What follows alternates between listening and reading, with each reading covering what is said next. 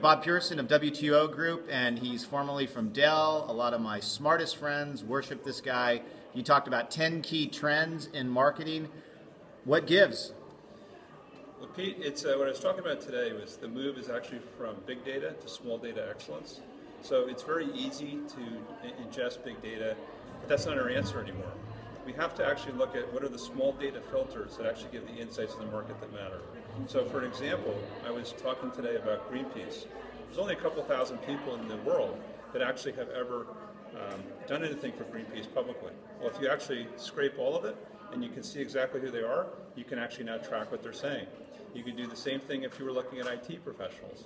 You can do the same thing if you're looking at any audience that you care about.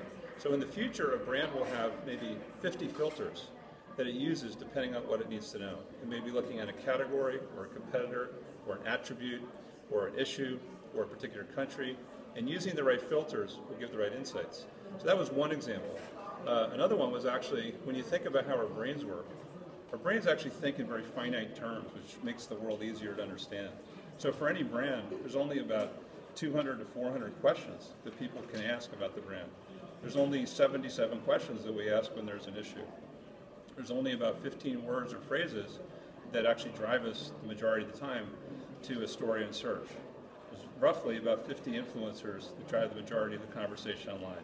So we live in a very finite world. So the trick is, do we actually know what that set of finite terms is and people for our brand? You also talked about the kind of the new dynamics of the funnel in a social world. Yes. So when we think about like CRM, we've always thought about the top of the funnel. And we would go out to, say, 1 million people with an email and hope that maybe 50,000 actually respond. And what I was saying here is that if you went to the board of directors for your company and said, I have a new model where 99.5% of people will hate it, but 0.5% will love it, it would kick you out. But that's the CRM model that we've grown to love.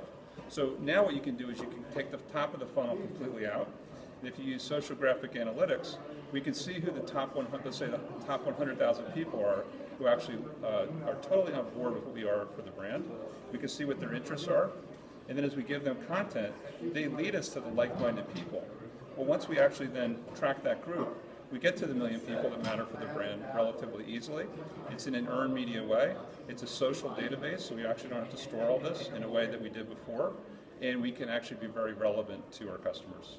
Now, you also talked about a fascinating concept of don't think responsive design, think responsive experience. What's going on there?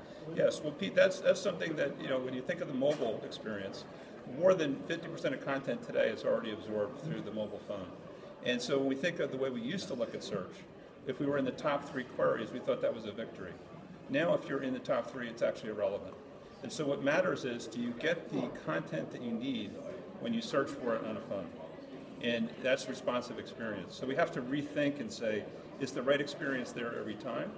And also, when you think of your website, we used to just try to get people to our website and then hope that they would get to the right place, and we would guide them there. But now you can actually put a library of experiences behind the website that's invisible, and based on how people are searching, the way they search, they come in and they get the experience that matters to them. So it's kind of like us giving a handshake to the market. The diversified doorways. Yeah, we're basically aligning with our market, right?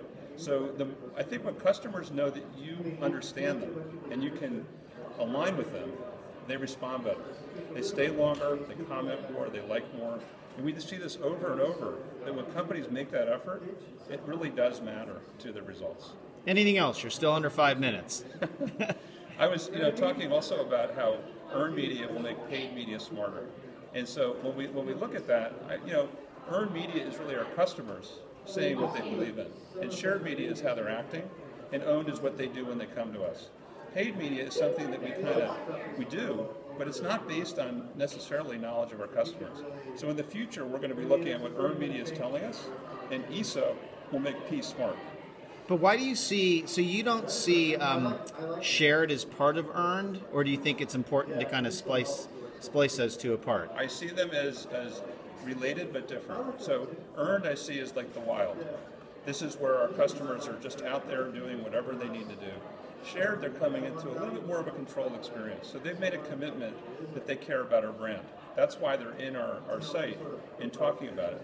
In owned, they're even more committed because they know that they either want something from us or they want to buy something. So we're really different stages of behavior for the customer. ESO together, all three are important, but they basically collectively tell us where customers actually are going so we can then put paid against that. So really we're flipping peso. And last question, you spoke to the potential of internal social networks from companies. You really believe that? Yes, I think that's a huge advantage. When I was at Dell, we experimented with this, and we got 300 people to agree to be trained and then give out content in the market. And what we saw is if we put out content in the market through a blog post, and then 300 people would actually share it, the market would react quicker, we'd accelerate the content flow, and we'd shape the market better. Imagine in a big company, if you had, let's say, 5,000 or 10,000 people doing that, you would absolutely have more control of how your story reaches the majority of people worldwide. So I think it's incumbent on brands who care about their reputation to really take control by allowing their employees to participate. Bob Pearson, you still got it. Great to see you at WOMA. Hope to get you to Veve sometime soon. Thanks.